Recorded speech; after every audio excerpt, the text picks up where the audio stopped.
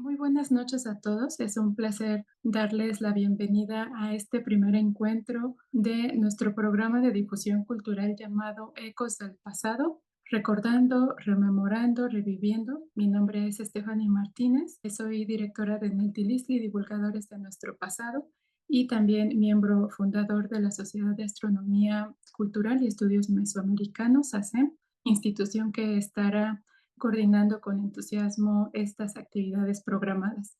Tendremos charlas temáticas online en torno a las festividades anuales que celebramos en México y pues la finalidad de esto es profundizar en el conocimiento histórico de las memorias del pasado. Para ello nos acompañarán destacados investigadores y hoy inauguramos este programa con una invitada muy especial, que es la etnohistoriadora Paulette Sandoval Chávez, quien nos hablará sobre espíritus chocarreros y apariciones de criaturas nocturnas entre los antiguos nahuas. Paulette es estudiante de maestría del posgrado de Historia del Arte de la UNAM. Su línea de investigación es el miedo entre los antiguos nahuas y las representaciones de las entidades nocturnas presentes en las fuentes de los siglos XVI y XVII del México central. Ha participado en el proyecto de rescate histórico de archivos eclesiásticos bajo el mando de The British Library. También ha participado en trabajos de investigación acerca de las epidemias del siglo XIX en el proyecto arqueológico Tlatelolco 1987-2019, en el proyecto Huaypachtla de la Escuela Nacional de Antropología e Historia, en el Departamento de Bioarqueología y también en el proyecto contra la violencia de género de municipios del oriente del Estado de México por parte de la Secretaría de la Mujer. Ha sido docente de la licenciatura de Historia y de Etnohistoria de la Escuela Nacional de Antropología e Historia. Ha participado en El Temporal, que es la revista de divulgación histórica para el Laboratorio de la Imaginación Histórica, y también ha impartido cursos de divulgación que son referentes a su tema de investigación. También ha participado en diversos congresos y jornadas nacionales e internacionales.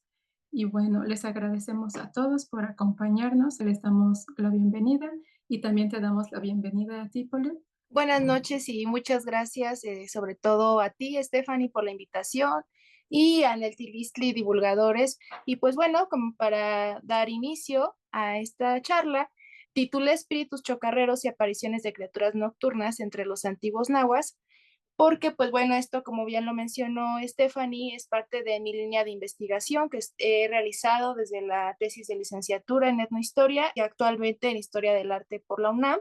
Pues creo que a todos siempre nos ha llamado bastante la atención, aquello que puede ser como misterioso. Siempre hemos escuchado con nuestras familias que nos hablan de cuestiones sobrenaturales, de los fantasmas, de la bruja del cerro, lo más importante, por ejemplo, de La Llorona, ¿no? Que no nada más es a nivel México, sino en América Latina, pues es un fantasma que precisamente tiene distintas versiones, ¿no? De este relato, pero que al final de cuentas siempre está ahí. Ese cuestionamiento, ¿por qué? ¿Qué es lo que hay más allá? Y pues bueno, me parece importante compartirles a ustedes por qué elegí a lo mejor este tema, ¿no? Y precisamente nace de esta curiosidad por aquello que pues a veces no podemos explicar, y entre estos cuestionamientos pude encontrar dentro de la etnohistoria, en la revisión de fuentes, precisamente pues que entre los antiguos nahuas pues habían estas versiones referentes a lo que el fraile Bernardino de Sahagún llamó fantasmas. Y pues bueno, les puse esta frase que me parece importante, de alguien que pues justamente se dedicó a la literatura del terror, ¿no? Que es Lovecraft, en el que menciona que la emoción más antigua y más intensa de la humanidad es el miedo, y el más antiguo y más intenso de los miedos es el miedo a lo desconocido.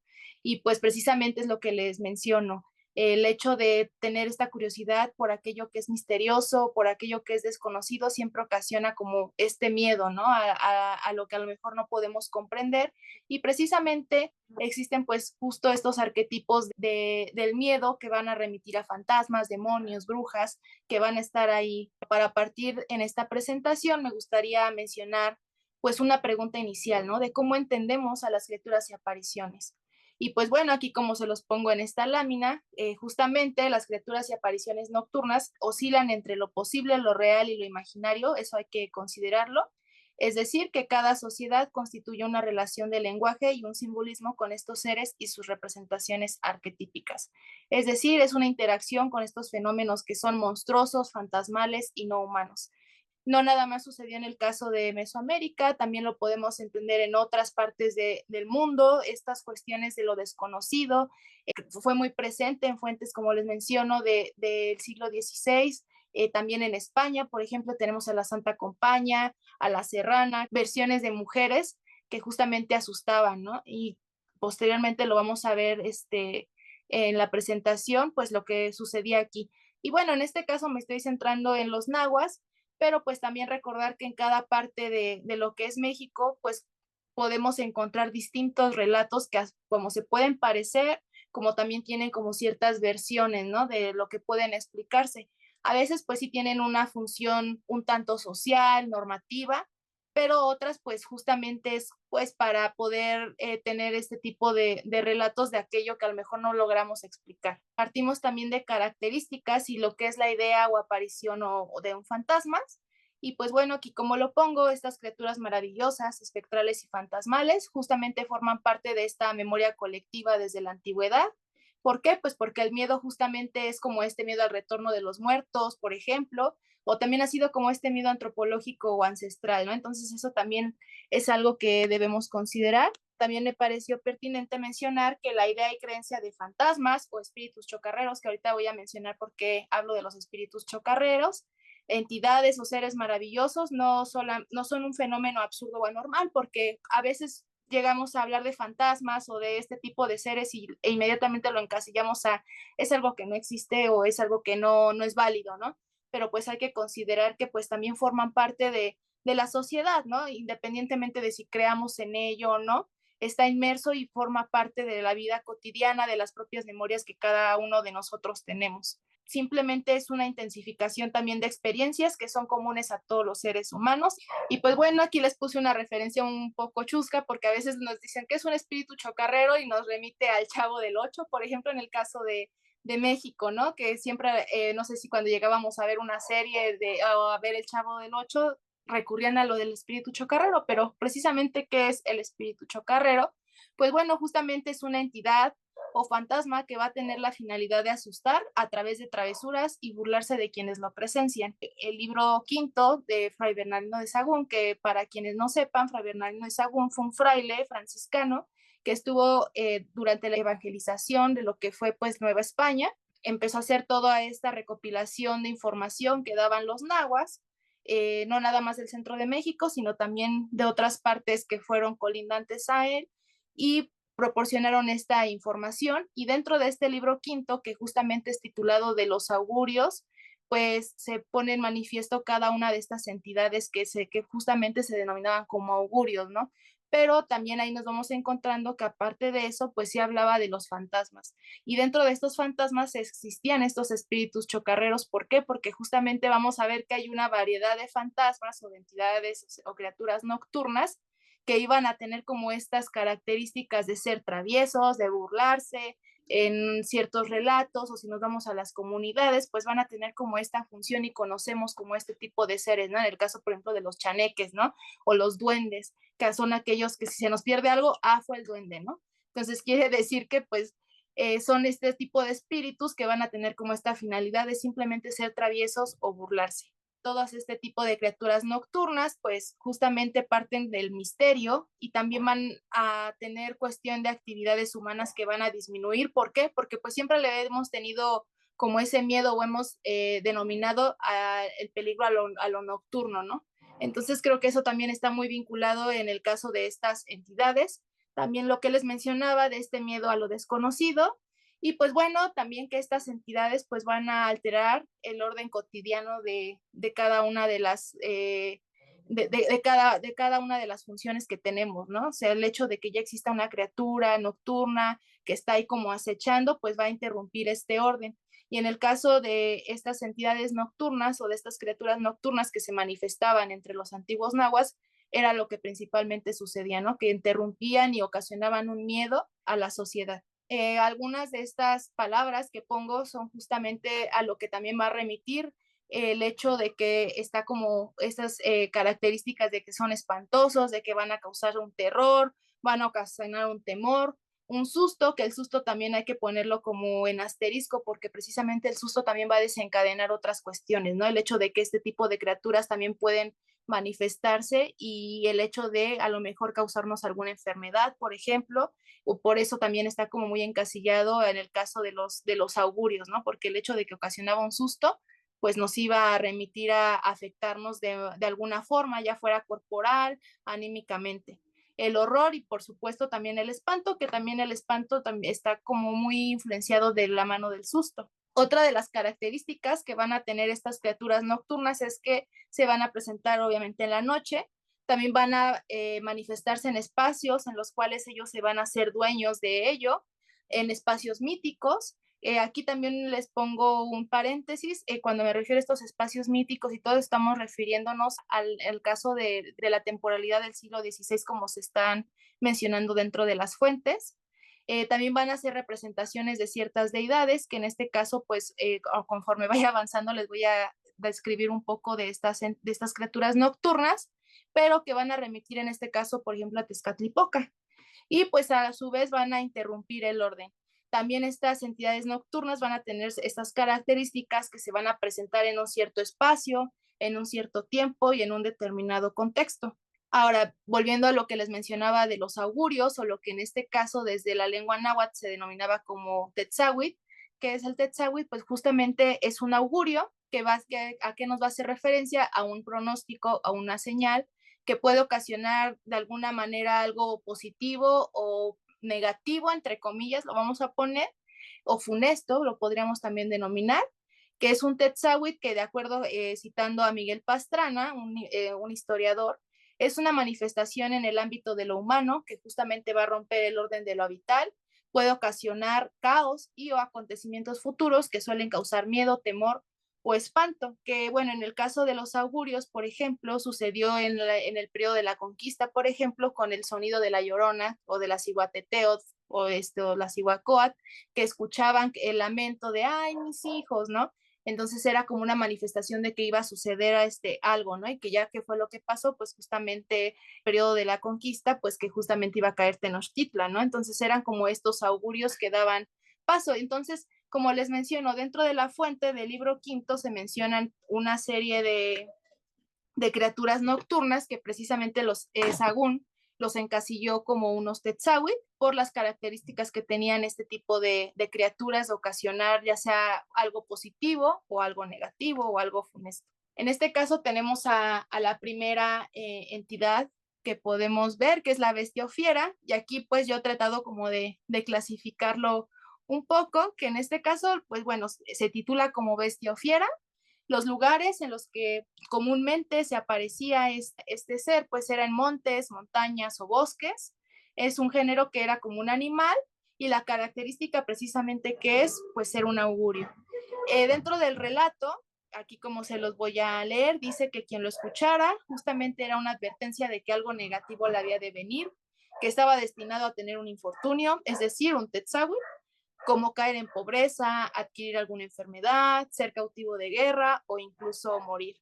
Y pues esto es muy, muy curioso porque aparte de que a quien le sucediera que escuchara en los caminos, en las montañas, en los montes, el sonido de una bestia o fiera, que podríamos a lo mejor intuir que era como algún jaguar, ¿no? Simular ese, porque lo vemos en la iconografía, ¿no? Esta imagen de este jaguar, es inmediatamente pues iba como a remitir que algo malo iba a pasar.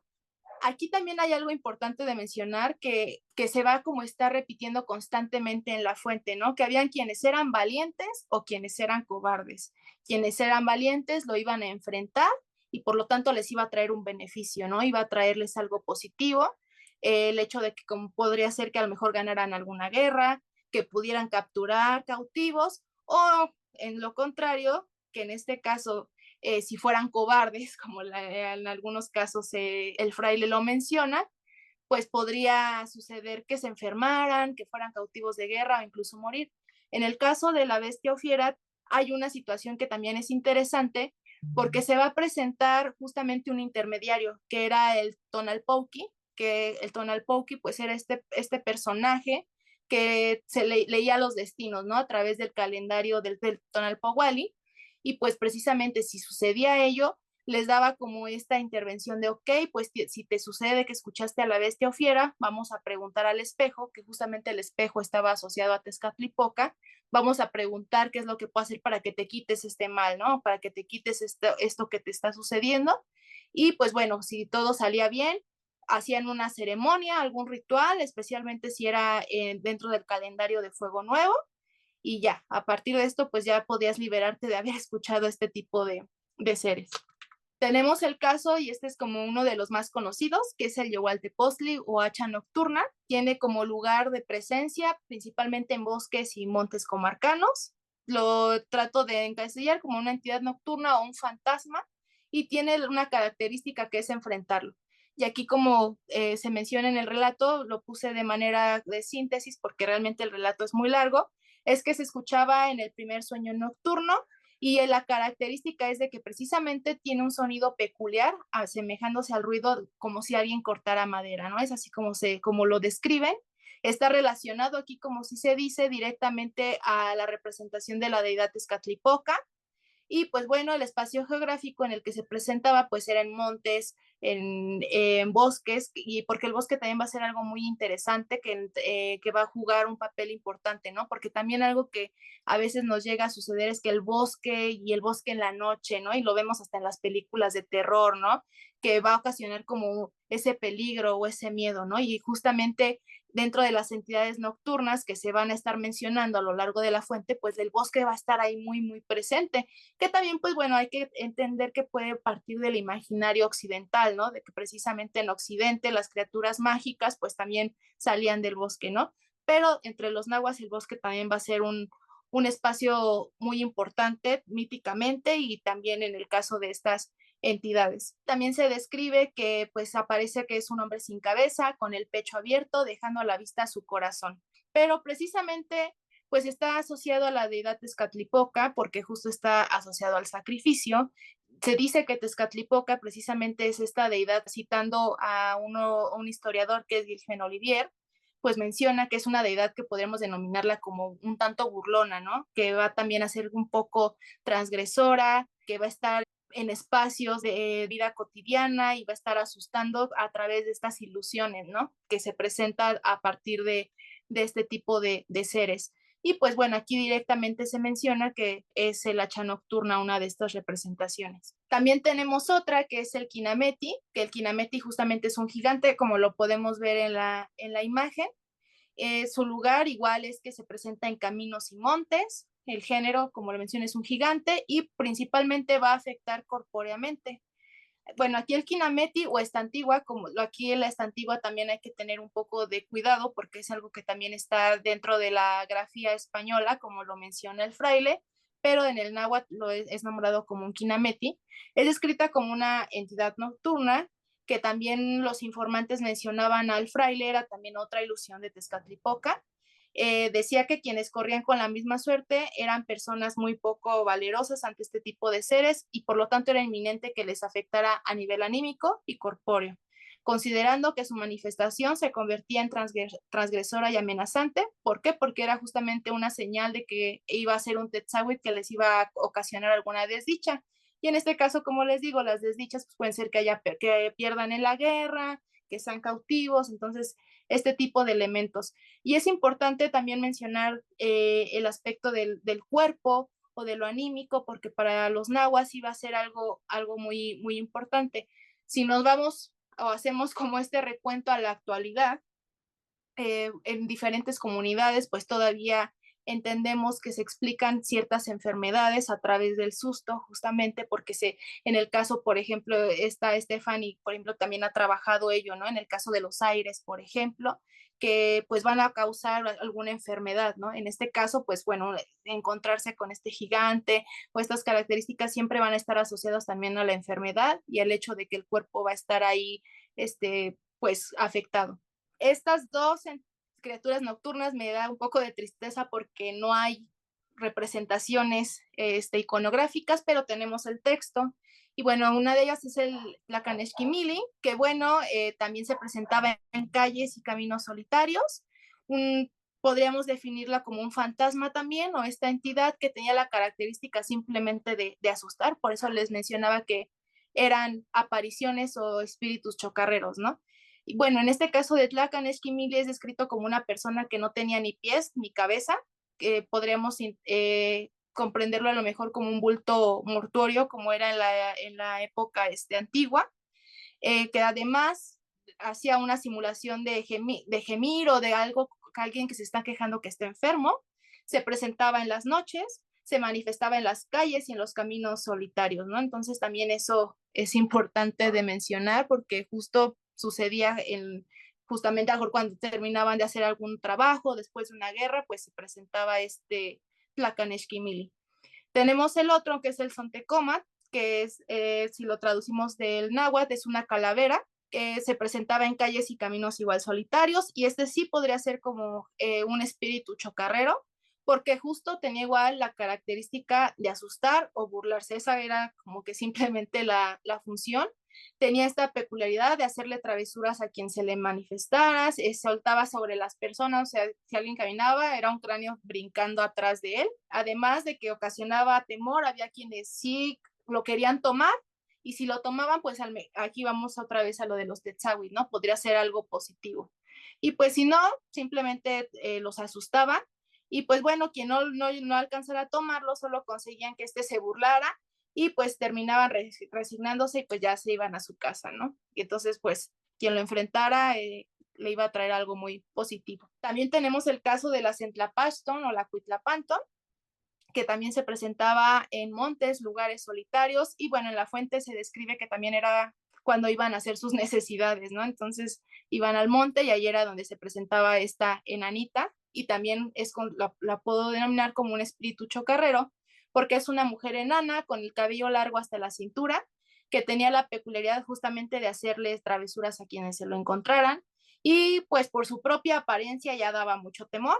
Había quienes también trataban de atraparla, como en el caso del Sontecomat, del anterior que mencioné, y quienes corrían tras de ella, pues igual, era que a lo mejor iba a tener algo positivo, pero pues era muy imposible tomarla porque pues nada más era en forma burlesca, ¿no? Y pues ese era como algo muy, muy peculiar con esta enanita, porque si justo pues se ibas al baño, te la encontrabas y era un susto también tremendo, pero les digo, era muy, muy burlesco. También tenemos el caso del bulto mortuorio, que pues también en caminos, bosques y lugares solitarios es una aparición o fantasma, y también se menciona que era otra ilusión de la deidad Tezcatlipoca, que pues bueno, como lo vemos en la iconografía, igual está como asociado a estos bultos mortuorios que estaban dentro de la época antigua, ¿no?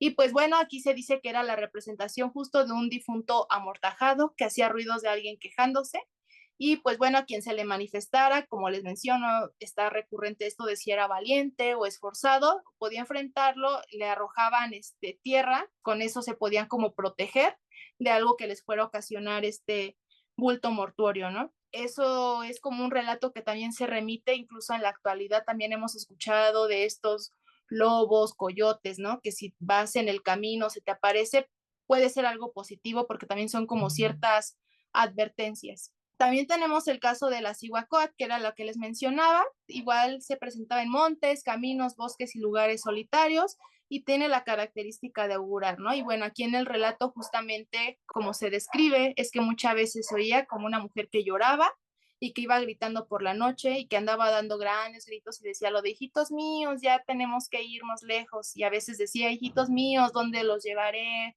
Y entonces de ahí viene lo de la idea de la llorona, ¿no? Ay, mis hijos también remite mucho a lo que es la Cihuacóatl, que después les digo, la llorona o la Cihuacóatl va a tener una característica muy peculiar porque les digo, no nada más es algo que sucede en la Nueva España, después ya en el siglo XIX pues se va a manifestar de un relato ya más elaborado que va a remitir justamente a lo colonial, y en la actualidad pues ya empieza a tener otras características, ¿no? El hecho de si la escuchas lejos es porque está cerca, si está cerca, entonces van a tener estas peculiaridades. si a alguien le interesa acercarse directamente a estas fuentes de consulta, pues precisamente lo podemos ver en el Códice de Durán, en la historia eclesiástica de Mendieta, en los vocabularios. Hay un tratado de hechicerías y sortilegios que justamente es de un fraile en el que describe justamente aspectos de los demonios, y principalmente la obra de Fray Bernardino de Sahagún, específicamente el libro quinto.